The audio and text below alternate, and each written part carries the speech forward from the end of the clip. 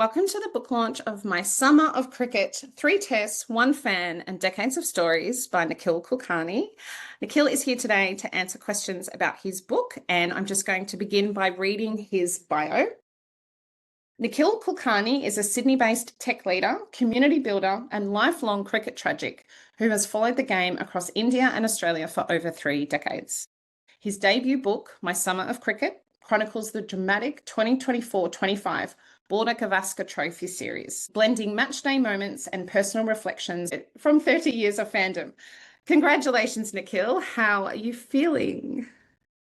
It is exciting to finally have the book launched today. And I really can't wait to get into the hands of all the people and, have them enjoy the book. Yeah, I think it's going to be an amazing summer of cricket for you this year, but in a very different way from the previous 30 years. Absolutely. Could you tell viewers about your book, please? Yeah, so it's a bit of a memoir, a bit of a travelogue, and I think most of all, I would say it's just about my passion for the game.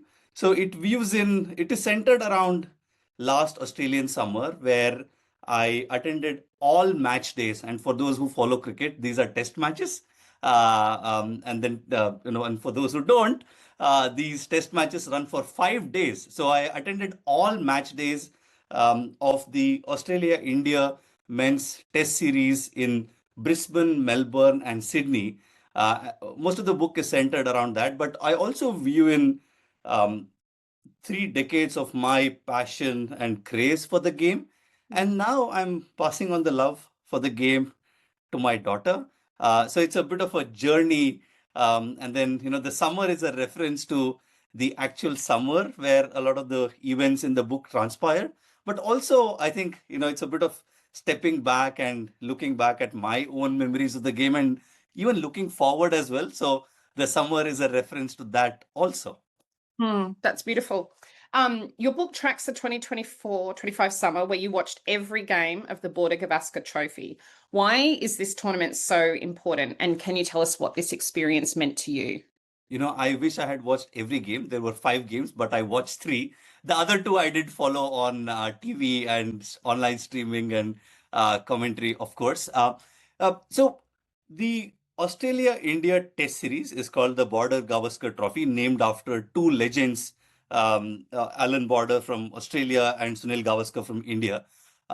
And I think there are a few reasons why that is very special. First of all, Australia and India, purely from a cricketing perspective, are probably the topmost teams when it comes to cricketing skills and ability. So for any cricket fan, I think that contest is very exciting. The second, I think, reason is I was based here in Australia, and the series, of course, it alternates between Australia and India. And I really wanted to catch the game, being played out here on the Australian soil. And the third is for a lot of the Indian cricketing legends like Virat Kohli, Rohit Sharma. This was pretty much the last time they would don the Indian whites. White, is what the players wear while they're playing Test series. Don the white colors playing in Australia. So this was really the last chance for me to catch them live in action. Those are the reasons why I really wanted to, watch, if not all, at least most of the matches live last summer. At one point in your book, you talk about Hansi Cronje being found guilty of booking matches and how it shattered you as a teenager. And it almost sounds like you were betrayed by him. Can you unpack this experience with us and maybe describe what happens in the relationship between sportsman and sports fan? Yeah, so Hansi Cronje led the South African team pretty much right after they returned to international cricket, after their ban on them due to apathy was lifted. He, of course, was a fantastic leader and brought in a lot of new and innovative ways of thinking and playing the game. And I was a teenager then, and I really admired him as a leader.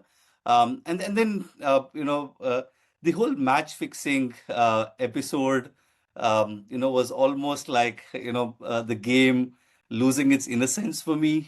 You really root and cheer for for the players you really like and admire, for the people you want to do well. So when this came about, I think the first reaction, like I write in the book, was of disbelief. It was almost like, a movie script that had gone horribly wrong. There's Mm. no way something like that could happen. But then, as it transpired, he did admit to, while denying it initially, but later did admit to, mingling with bookies. Mingling is an understatement. Colluded with them, even encouraged his teammates to, throw matches away. I think there is something pure about sport, something that you're really passionate about, and you want people to play that with, not just the flair and the skill on the field, but with also, a sense of fairness. Yeah.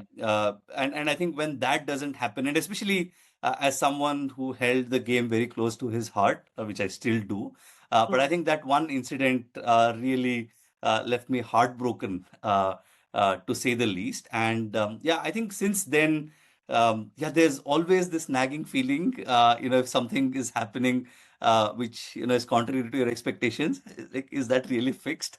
Mm. I think that sort of left a black mark in a way. Although things have moved on, there are much stricter measures now, anti-corruption policies, and the bodies also are pretty active in tackling any such malpractices. But I Mm. think for me as a teenager back then, this really left a very strong impression in not such a great way. Because did you idolize the players as a teenager, and did that kind of shatter that? Yeah, the interesting for me is, while I of course follow what happens in the field, and the contests and the skill and the abilities of the players, I also have a keen eye for what happens off the field. So it's just, the way they prepare, the tactics, the business and the marketing of what happens, behind the scenes, as it were. So from that perspective, Hansi Kroner was someone who I'd really admired. I do mention about a particular, approach of his in the book, where he had an earpiece, while on the field. Yeah, is it fair, unfair? Well, the jury was out on it, but I think it was things like those. So, a lot of the times innovation happens by pushing the boundaries. I work in tech, so I see that play out day to day. Yeah. Yeah, I think things like those really catch my attention, and for that particular reason, Hansi Kroner was sort of right up there in terms of the people, Mm. who I'd really admired. And when the match fixing episode happened, it really left me heartbroken. Have you ever thought about working in cricket, the Well, business? that's an interesting question. Sometime down the line, you always connect the dots looking backwards, and I think you sort of lead with what gives you energy and passion. Mm. Yeah, I think so. Even if I track my journey, I'd been, of course, just a cricket crazy fan. Then I started looking into, what happens behind the scenes, the team selections, who were the contenders, who got selected, who didn't get selected, the business, the marketing Yeah. behind it. Now I have a book that I have written. So, you don't know where things lead you when you follow what excites and, Yeah. makes you really feel passionate. When But you yeah, follow I your do see heart. myself engaging in cricket, over many years to come. Okay. You, though, have cultivated a distinguished career as a management leader across Indian and Australian startups. Can you tell us more about this? Yes, so I have a background in technology, and most of my career over the last 20 years I have spent in technology companies across Australia and India. And I have had this experience, across the spectrum. There are some companies that I have worked with, startups that no longer exist. And there are some companies that I have worked with that have grown and, achieved great success. And I think the thing that really excites me is the impact that technology can have on people's lives, how it can help them do better at what they're doing, and really have that kind of an impact using technology. So technology in itself is great, but I think what excites me is the application of that and how that can help people. So that has led me to work at nonprofits, to startups, to large companies, and I think I really get a lot of energy and excitement working with entrepreneurs. So I have worked with a lot of founders directly. You are a founder entrepreneur yourself, and I think there's just a different level of energy, and it's also a little bit of natural selection. So you tend to gravitate towards people who also have similar values, approach, Yeah. and ways of thinking. So I've been really fortunate to have had that opportunity, and also be able to have that impact. So back in India, I worked with companies like Flipkart, which is Yeah. India's So largest cool. e-commerce company, and now here at Atlassian Amazing. in Australia, which is at Australia's biggest and one of the world's most renowned technology companies. So I feel really fortunate to have had that opportunity. Yeah, our amazing unicorn. You get to work there. So Yes. cool. We had a great call, the first call, you know, when we were talking about if you'd like to publish with Hembury Books. And I think we were both like, yep, let's do it. So that was really nice. And I would also say you are the only author who has ever, we've been on a call and you completely understood the Amazon dashboard and were like, yeah, that's that. Never has that happened before. And of course it makes sense because you're in tech, but your book hadn't even been published yet and you'd worked out kind of the back end of Amazon. And I was like, that's very cool. Yeah, We don't need the interestingly, tutorials that we send you. Flipkart, which is the company that I work with in India, is an e-commerce company. So I have literally built those kind of dashboards myself. So Oh, wow. Okay. You'll probably naturally, see areas for improvement. And, you know, the thing about Amazon that I think is amazing as an author is the transparency. So, you know, I'm always saying to authors, it updates on the hour. This is real-time data of how many books you've sold, what format, and where it's sold. And, you know, we might take that for granted, but transparency like that in the publishing industry where you get your royalty rates once a year or once every 6 months and you have no other information. So I think Amazon's amazing in the data it provides to authors. yeah, and again, just speaks to the kind of impact that technology can have. Mm. You can track what's happening almost real time. You connect your bank accounts and then you get paid. So, Yeah, yeah, it's and even the whole publishing process as well, just how technology comes into play and how that can not only help accelerate things, but help you, do things in a much better quality. Yeah, it's fantastic. yeah, fantastic. Now you have been the recipient of countless awards throughout your career, the most recent of which being the selection for the Asian Australian Voices. What does this award mean to you? Yeah, it's a selection into a program where the Department of Foreign Affairs and Trade, the federal department, and Asia Society have come together to create this program to give a platform and training to diverse voices and to bring in more voices from the Asian Australian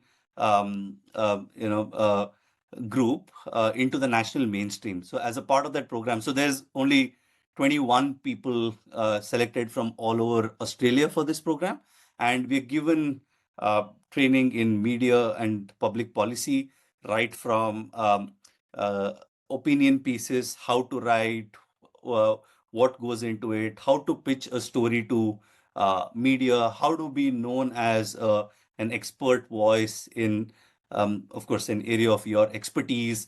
Mm. We also get to know, how things work on the policy side, on the government side, think tanks, and so on. So again, I feel really fortunate to be a part of that program, and yeah, it's just a way, also I think, to bring my own experience, my own voice into the mainstream, and add that different element to just make the whole understanding of Asia as a region. And I come from India and help people in Australia understand and engage with India better. In fact, it's very interesting how it all comes together. My first opinion piece was published very recently in the Canberra Times. And then I wrote about how I do not want my daughters to associate cricket with gambling. And then I take the example of a recent ban in India where the government banned online betting apps, and one of those apps sponsored the Indian cricket team's jerseys. But then, they were able to find another sponsor. So I make the case for something similar in Australia, and that sport can still thrive and survive without betting dollars. Yeah. When speaking about the Daughters and Dads program, you write in your book, the magic of it wasn't in the batting or the warm-ups, it was in the bond, in dads learning how to listen and girls learning how to speak up. Why do you hold the issue of girls' cricket so close to your heart? I will take a step back. I think all the women in the family close to me, my mom, my wife, have all been very active in sport from their early days, and that's something I definitely want our daughters to follow. And again, needless to say, it helps you become more confident, become more reassured, become a better leader as you go ahead. And I think I have a bit of a selfish motive, as I want some company, along at home to follow cricket. But I think cricket's, a sport that I am passionate about. But I think the um, key thing there for me is I'd really like my daughters to take to sport. It could be any sport of their choice. It's just that cricket happens to be something that I am close to. Yeah. But then, I then get to spend time with them and engage. I think in general, it's a topic I'm really passionate about because, again, across countries, and that holds true in Australia. I have, a good understanding of how it plays out in India. Um, Girls tend to drop out of sport at a very early age for a bunch of reasons, and I think those who have gone on, to do well in sport definitely, have a much better chance of being more successful in whatever they do later in their life and career. So I think that's the other reason why I'm passionate, because I have seen that play out firsthand at home. Yeah, wonderful. In your book, cricket acts as a point of connection between different people and even different nations. What do you think makes the language of cricket so special and universal? I think it's just the passion and the craze that people have. I think the best part is it just breaks down barriers instantly, right? Mm, If you're on a bus or on a train and then you see someone wearing a cricket jersey, it could be of any team. It just builds that familiarity, and then you tend to keep aside all the differences and the dissimilarities you may have. So mm, I think sport in general, and of course cricket, it definitely brings people closer together. When mm, it comes to cricket, it's a sport that is, very popular and very actively followed in both Australia and India, and it's been so for decades. And I think the Australia-India rivalry, both across men's and women's cricket, mm. is really among the most keenly awaited contest in cricket. So yeah, so I think that really brings people together, and I think we do need such things to bond people together in these times where there's just so much going on, Mm. creating friction, and I think cricket, is a wonderful way to bond. Over a nice summer, you watch the game and then you discuss about it, and come together as people and not really have a lot of distinctions or divisions among yourselves. Yeah, that's lovely. My final question for you is what is next for you? Oh, so it's like days, weeks, months, years, maybe. I think Short term, days, long term? I definitely, want to take a breather. It's been, pretty full on for a bunch of reasons, but, maybe just take a breather and I think really enjoy, the book's launch, and the fact that, I've been able to put out a book, thanks to Yeah. you and the wonderful team at Hembury. And I think over the next few weeks, months, really look to get the book out. I think the interesting thing for me was there have been a bunch of people, including the wonderful editors, who probably not as close to cricket as maybe me or a few other people, but they really like the book. So which Yeah. tells me that there's probably an audience for a book of this sort as well. Yeah. And I think over a period of time, I'm sure cricket will continue to be a strong attachment for me. And again, you never know how one thing leads to another. So Mm. is there a sequel? Is there something else happening? I don't know. And again, you just follow what makes you feel energized and passionate, and we'll see how it goes.